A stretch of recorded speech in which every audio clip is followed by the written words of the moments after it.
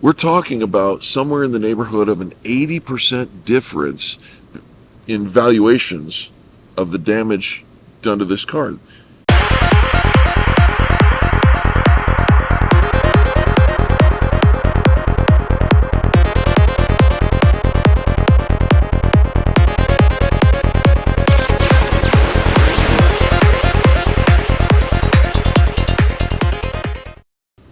Hello everybody and welcome back to another episode of the airing of Grievances. My name is Eric Reamer, and as you can see sitting next to me, this is not Robert Grieve, but rather Sean Gillette. Sean, how you doing, brother? I'm doing great. How are you doing, Eric? Good. We're going to have a good time with you, and we're going to get right to it. Boy, howdy, do we have a firecracker of a program for you today. Stay tuned because you're not going to want to miss the back and forth in writing that we have with an insurer who does not want to pay. There's no surprise there, but we will get to that. But before we do, Sean, it's always our habit of saying good morning and happy Saturday. Good morning, sir. Happy Saturday to you. Happy Saturday. And to all of our friends out there. Now, if you're just stumbling across our channel, we want to say welcome. Thank you so much for taking time out of your day, and I'll make it worthwhile for you. This is a consumer-driven channel. That means that this series is designed to help you, the driving public, understand what goes on behind the scenes in the collision industry. And as we talk about those things, we try to give you a heads up of some of the things that you should look for if, God forbid, you ever need the services of a collision center. You know, Eric, we're in the middle of some nonsense right now. We're trying to keep our guests from any potential future nonsense. That's a reference to. Is that a reference to The Office? That is a reference to The Office. Nice job. Wow. Okay, so you're tipping your hand a little bit. Let's talk a little bit about this guy before we actually get into the story.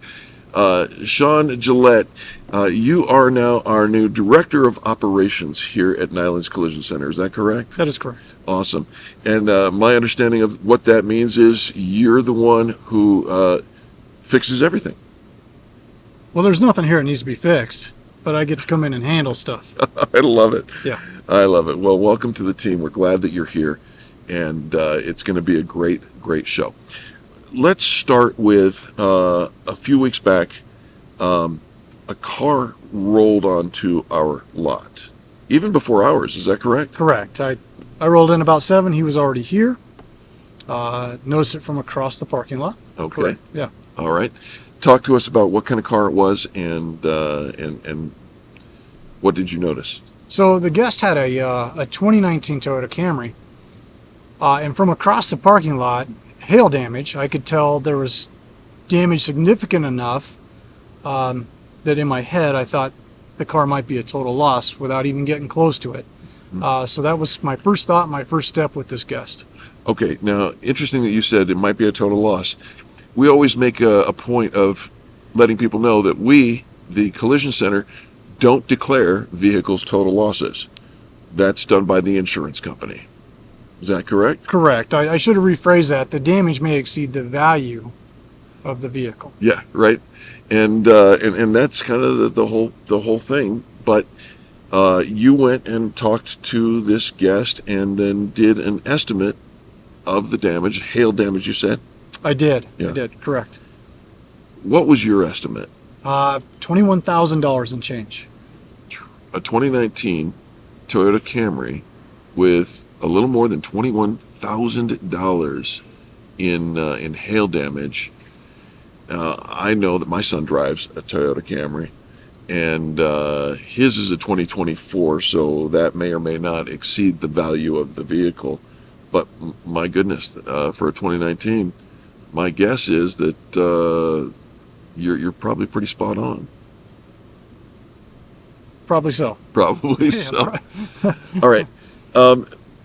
Now, they had already received an estimate from somebody hired by the insurance company, and we won't necessarily name the particular insurance company in this episode, but it's common that they hire somebody else to come out, especially in a hailstorm, because there's so much volume of damage to be seen. They hired somebody out, What was their estimate? Just over $5,000. Whoa, $5,000, That's correct. and yours was 21. Correct. We're talking about somewhere in the neighborhood of an 80% difference in valuations of the damage done to this car. Why such a radical difference? Well, that was my question too, Eric. I couldn't explain it because it's not like there was any hidden damage. I saw it from across the parking lot. So, You saw it from across the parking lot, but you got closer when you did your estimate. of course, Right? of course. And hail damage is one of those kinds of things that you can actually circle every dent, right? That is correct. You can count Yeah. the number of circles, right? And there's a calculation, an industry standard. Can I use those two words? Calculation for what you should be receiving per dent that needs to be either paintless dent repaired or cut away. Right. If it exceeds, if the paintless dent repair is going to be more expensive than, say, replacing a panel, then it becomes replace a panel. Right. But the key here is that everything could be seen. There was nothing hidden in this at all. That is a key, and we're going to make a point of that here in just a moment. So, you gave the gentleman the estimate for 21,000 plus, and what happened next? I advised him to get with his insurance company just because of the massive difference, and just see what next steps they wanted to take. And he had relayed back, he had sent some emails, and relayed back with his insurance company that he wanted to do business with us, and how do we move forward from here? Yeah, in Colorado, and certainly I think this is safe to say across the country, you have the choice.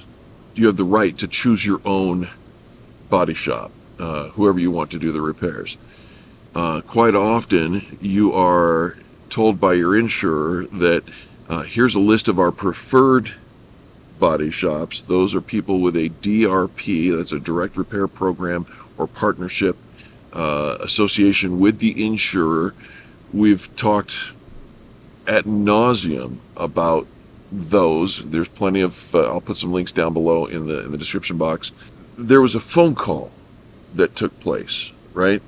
And that phone call included you, the insurer, and the guest. Is that accurate? That is correct. It was kind of a strange phone call. I didn't know why people were calling, but we got on the phone call, and it was a three-way between me and the guest and the insurance company. Yeah. And all parties were made aware that everything was being recorded. Both sides. Yep. Okay. Yep. During that conversation, was the guest informed that the insurance company was not going to budge on their estimate or their valuation of the damage until something else happened? So the interesting part of the conversation, Eric, was that the insurance company said that we will not consider an additional supplement until the vehicle is disassembled. Until the vehicle's disassembled. Well, I'm not the brightest bulb in the knife drawer. But this is a hail case, right? Correct. What needs to be disassembled in order to make a complete and accurate estimate? Nothing at all. Oh, interesting. Especially with how bad this damage was. After the phone call, more emails back and forth. Mm-hmm. And one of those emails came from you to the insurer with the guest copied. And I'd like to read that email for you here. Dear Mr. Jones, we're changing the names so that no one is implicated here. But this is to the insurance adjuster. To reiterate our position, we simply want to facilitate the best possible outcome for all parties. This is written by you to them representing the guest. The guest, but I also want to create good relations with the insurer as well. It's starting off nice, right? We're looking for the best possible outcome for all parties, including the insurer.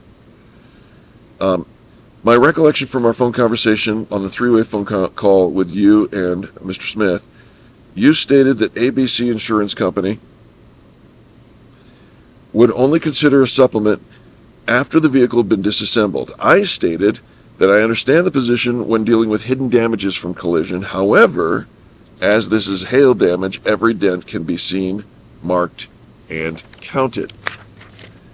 In this instance, it makes no sense to require disassembly up to and including cutting off the roof of the vehicle, which with clearly visible damages, which would also have an unfortunate impact to the salvage value of the car.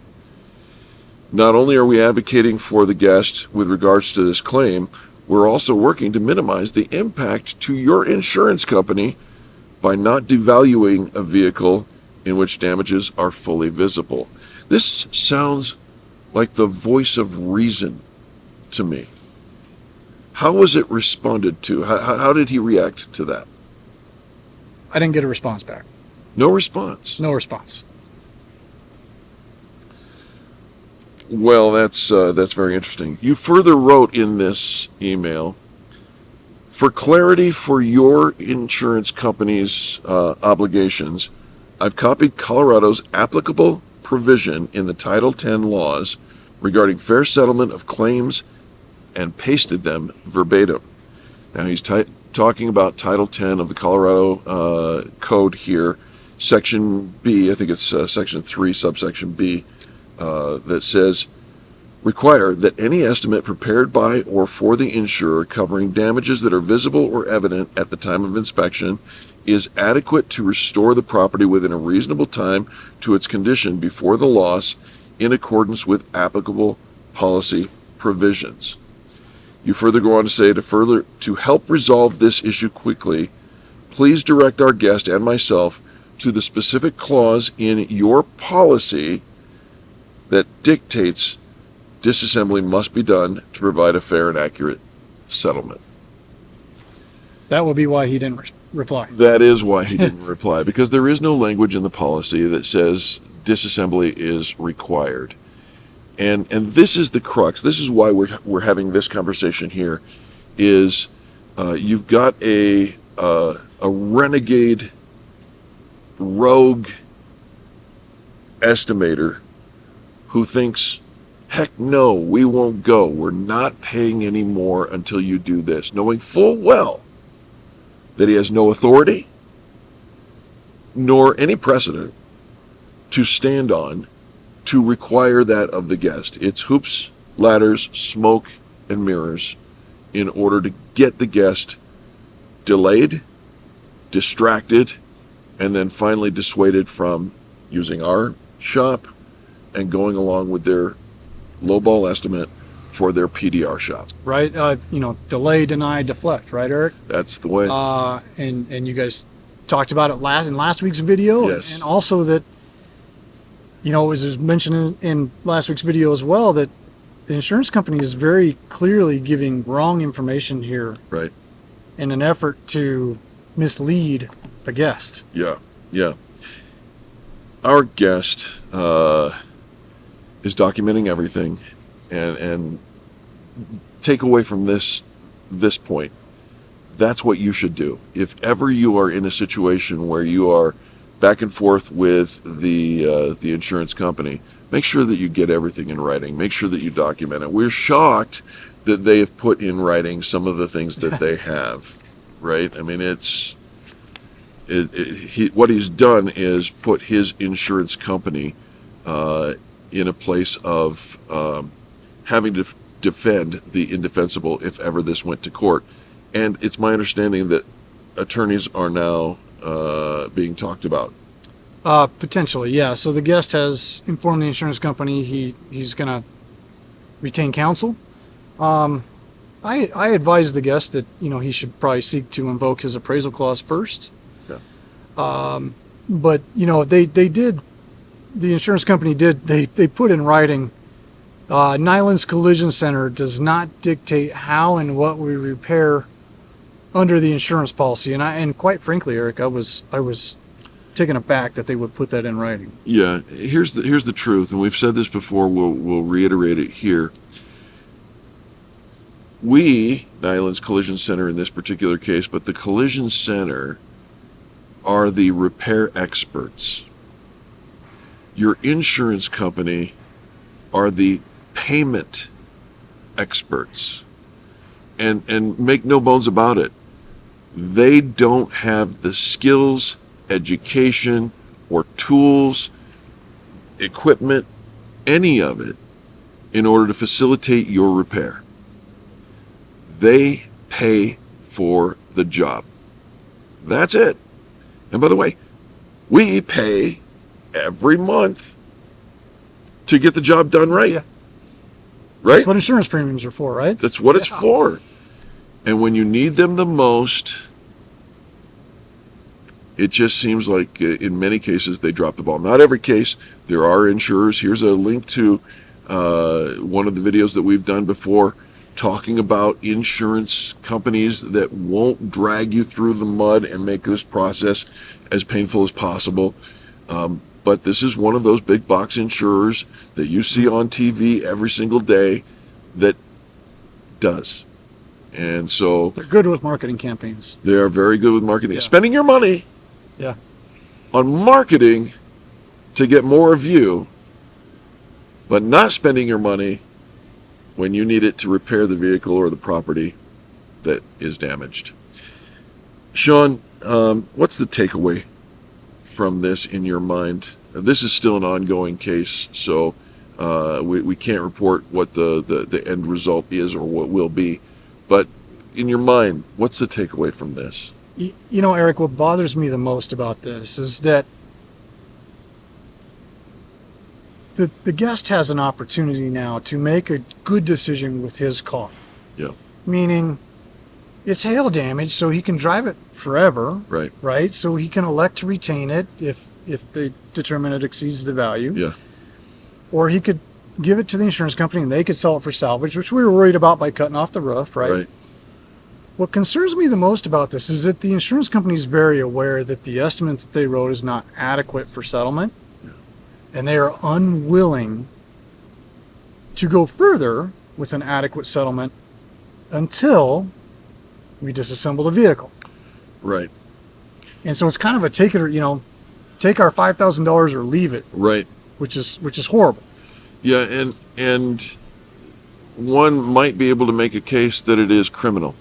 The language in the Title 10 the verbatim thing that we snippeted out here and showed to you, I'll put it up again. That language is very clear about the role that the insurer must follow, that they need to be in good faith giving an estimate based upon what they can see. And because this is a hail damage, it's all what they can see. Everything can be seen. Yeah. Yeah. So what they have inadvertently done, and by standing their ground, they're actually providing a huge opportunity for somebody to come in and sue them for bad faith.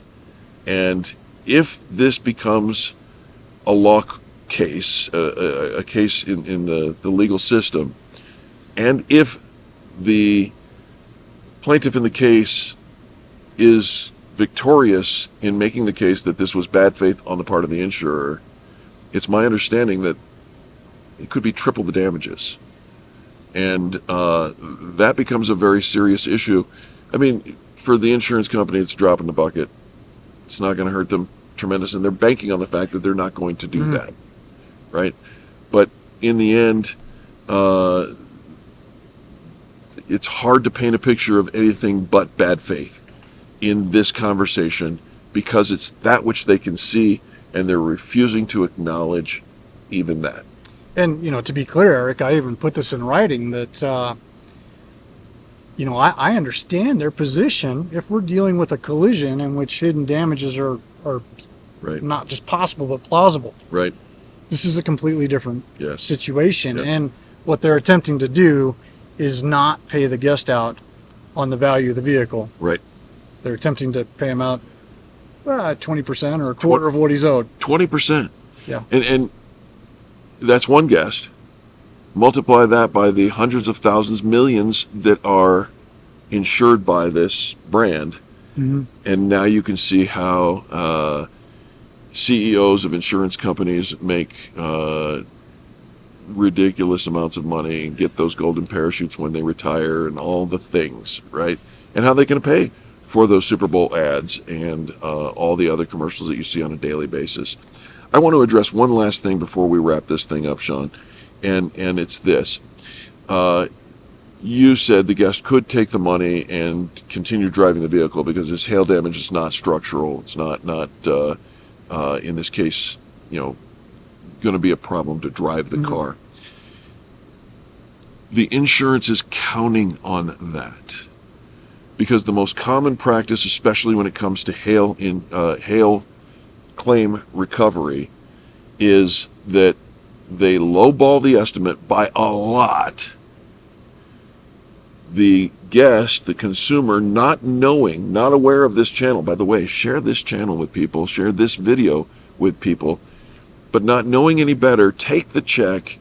Then if they decide they want to get it cosmetically fixed, they take their $5,000 check, and nobody is going to do it for that amount of money. Nope.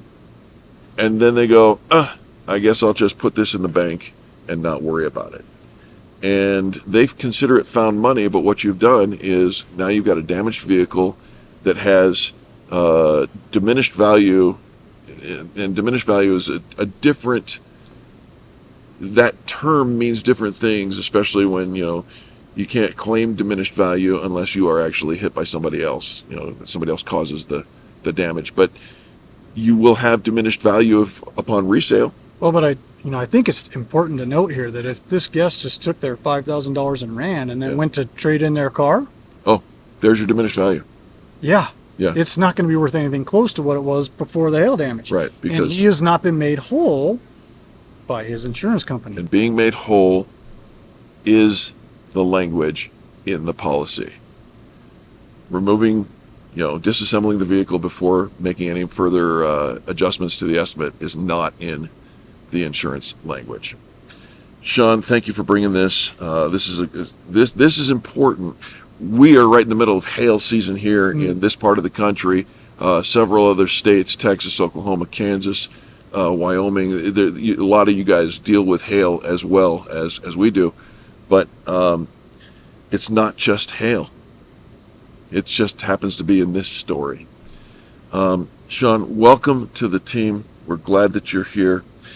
Can I just raise another glass with you and say happy Saturday to you? Absolutely. And to you, my friends, thank you for being here. If you made it all the way to the end of this video, we're so very grateful.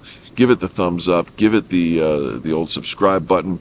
We appreciate you so very much. We'll see you next week on the airing of Grievances.